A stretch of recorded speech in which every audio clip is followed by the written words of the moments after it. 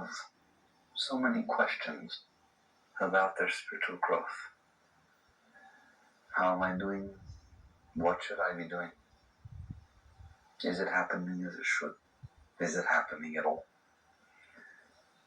There is a seat, a position within yourself, which if you find it, you will never have another problem of that sort throughout your entire path. People feel that in the name of spirituality, they will surrender money, relationships, careers, hopes and dreams, so that they can turn to the deeper things in life and experience the greatness of spirit. But what they've done is they've surrendered what they used to cling to, what used to disturb them, what used to keep them neurotic, so that now their spirituality can keep them neurotic. The proper seat is to surrender that too. It eventually happens that you realize it is happening by itself. You're going through what you must go through, or you would not be going through it. It's just by definition. If you're having trouble with, say, jealousy, you can't sit there and say, oh, if only I had done better, I would not be having this problem. The fact that it is there is why you're having the problem, and therefore the problem is really a solution. It wouldn't be there if you didn't need it, and you wouldn't be having trouble if you weren't having trouble. It doesn't mean you have to keep having trouble. It merely means that right now, that is what's happening because it's what you must go through. So what do you do about it? You do nothing. You permit it to be. Inside, you do your best with you. You hang out with you. That's the seat. You stay with you. You take deep breaths. You let go. In this seat, nothing can disturb you. You now have found the seat of the yogi. Whatever must take place will. You're not interfering with it. There is no question, am I growing fast enough? You're not interfering with the entire process. Whatever needs to take place does.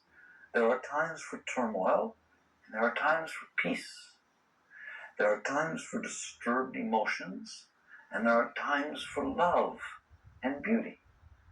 Both are like sandpaper, just what they need to be in order to open you when you need to be opened, in order to challenge you when you need to be challenged, period. That's the process. The problem is that that's not what we do. We don't sit in the seat of the self and permit the process to take place. We formulate opinions and views and concepts about what is supposed to be happening, especially inside of ourselves and in our spiritual pursuits. And then we judge everything based on this. Believe it or not, that is the greatest misjustice that you can do to your spiritual evolution. And it is only because you're doing that that you come up with questions such as, am I growing? Am I doing well enough? Is what's supposed to be happening? Is everything right? Is because you're trying to make it be something. You haven't let go enough yet. So the seed is to somehow really deeply come to understand that what is must be, inside and out. And you permit the changes inside to take place that must. You needn't judge them. You needn't harness them. You needn't balance them or control them. You needn't do a thing. And anything that you do, I assure you, interferes with the process. In fact, I will go one step further. Anything that you find yourself doing, you're doing in order to stop the process. It's because you're afraid of what's happening. It's too strong, it's too powerful, it's too fast, it's too challenging, it's too confusing, whatever. And therefore, in an attempt to make it nice and neat and understandable and digestible, we want to bite it off into little pieces at just the right time, hold them in just the right way, and in essence, control our growth. When you do that, you will definitely feel, how am I doing? You have to ask that question because you're doing it. Because you're doing it, you better ask the question, how am I doing? What I'm showing you is if you're not doing it, there are no questions. The process is taking place, and you're not interfering with it. And the only thing that would cause you to interfere with it is that you're afraid, is that you're not willing to let go enough. In order to let go, the yogis have come to see it's very difficult to just sit within yourself while all this is going on and let it happen. You have to find something to occupy yourself other than the process. You really should not be involved in the process because it's not your process. It's the process that's trying to purify you. It has none of your business, if you will. I know people don't like to hear that, but it's just between God and your being. And the part of you that's in between is going through cleansing. You let it be. So how? The simplest way is to stay busy. You stay busy. How? It doesn't matter, but the highest busy is that which is given to you versus that which you choose. You shouldn't be thinking, what should I do? I believe deep inside sincerely that each person has a work to do and that it will be presented to the person if they're not busy resisting it. If they're not busy distorting and saying, I'd rather be doing this, I don't want to do that. This is boring. I don't feel like doing this today. I don't like this anymore. Why should I have to do that? He does that, and why can't I do that? Etc., etc., etc. In other words, your stuff that's supposed to be purifying instead is again interfering with the process, because part of the process is your outer life. It will give you work to do. It will keep you occupied. Not that the work itself has meaning, but the occupied has meaning. I can guarantee you that it will get very hot inside at different points of your journey, and that you will not be able to just sit there unless you have a way, a process, whereby your consciousness can remain committed and occupied to something outside yourself. And therefore, there's karma yoga. And karma yoga is a very, very great thing. Very great. It's the true base of the spiritual path. You give me the Bhagavad Gita, and I will tell you that's a treatise on karma yoga. By the performance of his simple task, let a man rise to the highest state. It is in the daily functioning that your growth takes place. It's not off somewheres in mystic land. You have to purify. You have to cleanse. In order to do so, you must stay occupied so that you detach yourself enough from the fires within in order to not interfere with the process. Therefore is work. Therefore is your dharma. Therefore is given to you a reason to awake in the morning, a reason to get out of bed, a reason to dress, a reason to bathe, a reason to go and to do your work, a reason to take the energies within you and be productive and committed to what is put before you. If you're really committed to things, not because of what you will get from that, not because of how much money you make, not because other people will say, oh, you've done so well, I'm so happy, aren't I proud of you. You're doing it because it was given for you to do. It is your task. It is your dharma. While you do that task, you will grow. I don't want to say you will grow because of the task. I want to say you will grow because the task is the part of the process that keeps you occupied while the magic takes place within. If you show me someone who's living a life of committed work and discipline, this person over time will always tell you, I don't know, I used to have a problem with such and such, and it's just not there anymore. I used to feel those feelings, and I don't know. I don't know where it went or when. I can't put my finger on it. I just know that it doesn't bother me anymore. It's not like that anymore. It's kind of different inside. That's a karma yogi. You're not responsible. You're not doing it. Nobody said you were supposed to. All that you're doing is what was told for you to do. Here, sweep this floor. And so you sweep the floor. You sweep the floor because it's better than sitting inside your mess. You hear me? How often I have people say, I wish there was more time off, or I could go on more vacations, or, we should have 3 months off a year, or something like this. Why? So you could sit inside yourself and get all messed up? So you could run around and try to see how much of your stuff you can express. More time to get things the way you want. You see? More time to make it happen. That is absurd. There's only one process that's happening, and that's inside of you. And let me clue you in, you don't want to be in there when it's taking place. You want to be a nice, safe distance where you go about your business, you know what you're supposed to do, because it gets very confusing. It gets very distorted in there, doesn't it? You don't want to have to be making decisions and doing all kinds of things when that's going on. All right? Better that you should be able to get up, do your task to the best of your ability. And I want your task to be demanding of you. I don't want it to be a task where you can space out. I want it to be a task that if you don't put your being into it, it shows up. Not that the result matters, but I want it to show up so that you're forced to put your being into it. Every one of you have seen the results of karma yoga at some point in your life. You take somebody who perhaps is going through a relationship breakup. Now you tell me, which would you rather have? That you are a career person, you are expected to be at a very challenging and demanding job at 8 o'clock every morning, and the job keeps you busy till 6 or so, maybe 5, 6 days a week.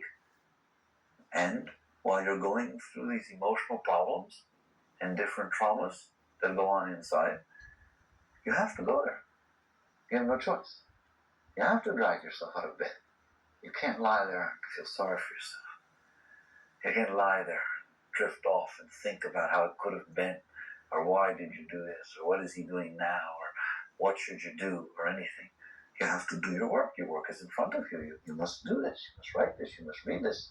You must drive here. Whatever it is, you must do it. It's demanded. People are expecting. There are people coming, knocking on the door. There it is. You have to deal with it. You must deal with it. Not that there'll be 1 second for yourself. Not one tiny second. The work is more important than you. Well, people have trouble with that. They don't understand that. They sit there and say, well, how can the work be more important than me when you said that the whole purpose of the earth and everything on it is for my evolution? Then how can the work possibly be more important? How can the work be more important when it's all going to turn into ashes someday? It's nothing, it will fade, everything fades, and I'm an eternal soul. Surely I'm more important than the work. How can the work be more important when anything that comes from it, fame, glory, money, success, it just fades in the night. They're not even worth having. So how can the work be more important than me? The work is more important than you because you're on this earth to grow. Because it demands of you. It works inside and out. And if you will commit yourself to the work, more important than you. I don't feel like getting up. You get up. Anyways, I don't feel like doing this today. You do it. Why? Because the work is more important than you. Which you? That you, the one I'm talking about. The one who don't feel like getting up. You hear me? That's the one that's being cleansed. Of course she doesn't feel like getting up. It can get very intense in there. You don't want to be in there. And you don't have to. That's the greatest blessing. Nobody told you you have to sit there and make everything come up. Just stop holding it down. You are the one who's interfering with the process. You are not causing the process. You don't have to understand it. You don't have to know where it came from. You don't have to know what your mother or father said to you that made you feel that way. You just have to let go of the feeling. Then it's over. Then no one made you feel that way. It's gone. It doesn't matter why. The only reason the psychoanalysis works in terms of the why is because maybe if you understand how it got there, you'll be willing to let it go. But if you understood how it got there, you still didn't let it go. You wasted your money. But if somebody goes, you see why that's there? It's not really you. Your mother said that to you, and that's why that happened. Oh my God, of course, in all these years I've been running around thinking this is me. So I can just let it go because it was just my mother doing that to me. That's right. Oh, I feel so wonderful in the wonderful process. Yes, you let it go. What does it make? Why you let it go? Let it go, and it will not stop you anymore. But the process, the Shakti, once the spirit awakes, will always be pushing this stuff up. All you have to do is get out of the way. And I'm telling you, there's only one way you're going to do it, and that's to stay occupied. You stay busy. Each moment of each day, you should know where you're expected to be and be there. You get up in the morning for meditation, you be there. It's the first day, it's not important that you be there. It doesn't seem so important, so be there anyway. Then the second day, well, what the heck? I did it the first. Might as well do it the second. You do it the second, then the third, then the fourth, then 1 year, 2 years, 3 years, every day. And you wouldn't even think of not doing it. When you feel good, you go. When you feel bad, you go. When you don't even know what you feel, you go. When you don't know why you're going, you go. Doesn't matter. In other words, it's more important than you. You went through all these little cycles, all these little stages, and yet it was constant. You hear me? It's the consistent thread that will carry you across your cycles. It's the constant. That is how you live your life. Once you have set a commitment into motion like that, it does become more important than your ego. Never, ever let your ego step in and start mouthing off. Oh, I don't need to do this anymore. I've done this long enough. What's the difference? It's 4 days versus 5. We'll take 1 day off. And the minute, the second that you let it have 1 inch, you lost. It's like if you're on a diet and you say, well, listen, it's not going to kill me out of this one little thing. Didn't you see how powerful what happened once you had that one little thing? Nobody ever had one little thing. Why? Why? There's a real science here. Why? Because while you hadn't had the one thing, you were putting the diet in front of yourself. You were putting the commitment in front of anything that your mind could say. It didn't matter what it thought up. I'm probably a little low on some energy. I need some sugar, so it's good. This is a different reason. It's medicinal. It wouldn't matter what your mind said. It didn't matter what you said. The answer was no. Now I'm going to clue you in. The moment there's one exception, and I mean one tiny, tiny, tiny exception, you blew it.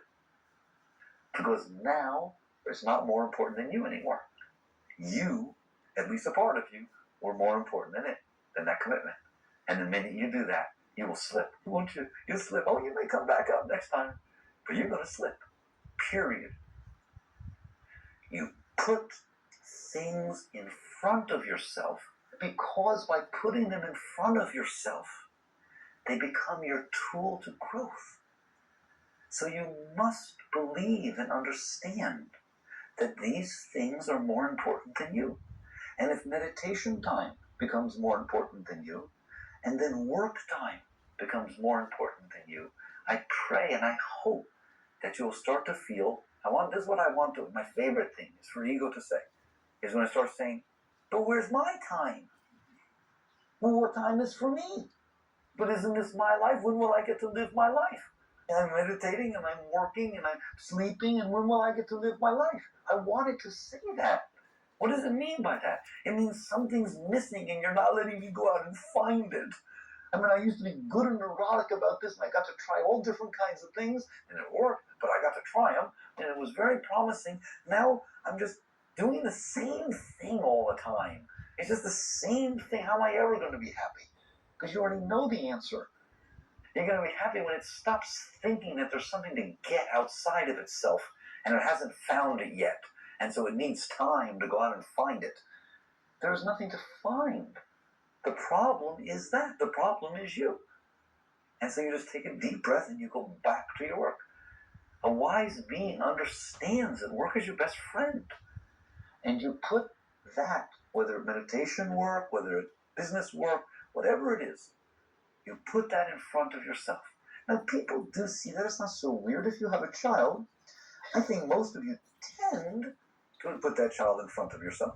You know, like the kids at school, and it's time to pick them up. I think you probably usually do. Probably you do that more consistently than you keep your meditation. You don't tend to just sit there and say, I don't feel like today. Kid will be all right. You see, you wouldn't even think of it. It wouldn't even cross your mind. But with the meditation time in the morning, or with the work or something like that, you would not think twice. In fact, you're looking for reasons not to do it. What you're saying, is this a good enough excuse? Usually not with this one. Because you're not doing that with the kid. Why?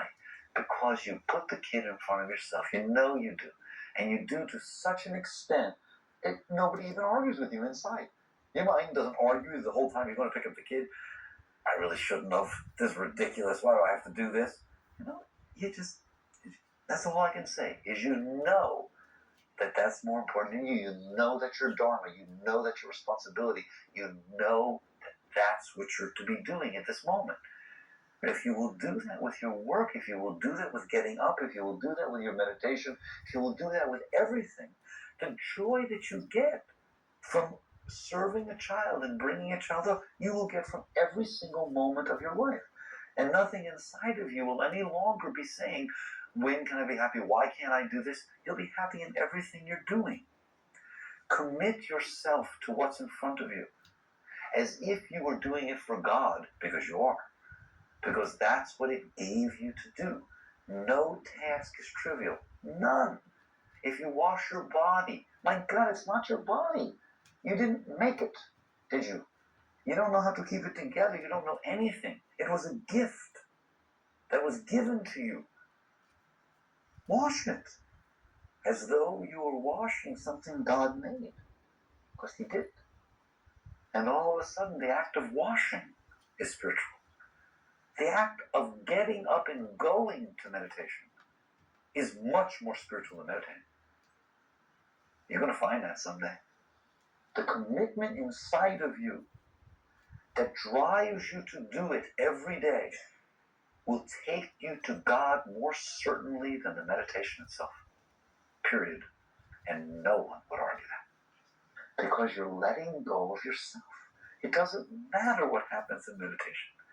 That which takes you to work each day and commits you to do your best at it will take you and give you much greater joy than anything your work ever gives back to you. Don't ask for anything back. There's nothing to get back. The act of doing right for the sake of right is the greatest gift that you could ever have. And that's what the Gita is all about, is how to live each moment of your life in a way that optimizes your spiritual evolution. Eventually, God will take all your time. All of it. And you'll know God did. You will know that at no time do you even have time to think, what do I want to do? Imagine how many times a day you think, what do I want to do? Or a night, or a weekend, or so on. Certainly during the weekends you think much more than you do during the week. What do I want to do? Certainly at night you think a heck of a lot more than during the day. During the day you know what you have to do. There's no question, what do I want to do? If you're working. That's a gift. Okay. you will find that God takes your time, and you know where to be, and you know what to do, and there is no time left for your little self. That is when you are in tune with God. And He will keep you completely occupied outside so that the magic work can be happening inside, day and night. And you do that by being willing to live the committed life that is given for you to do. Put your whole being into everything that's in front of you. Hold nothing back. Go through whatever you must go through and do what is put before you. That is when you're living a full life. And you will grow tremendously. It will step up at paces you would have never dreamt of. That's all. And don't ever look back. Don't ever think, all right, I'll do this, but we'll try it for a month. What you're basically saying is, I'll let go, but come back. Then you didn't let go. Just don't even think that you have the right to think that I might ever stop. Don't ever think that it's your responsibility to think that I might want to change. Just keep moving forward with what's being given to you. And you will see that each thing will unfold in its own time, on its own basis, and then you commit yourself to that, and then to that, and then to that.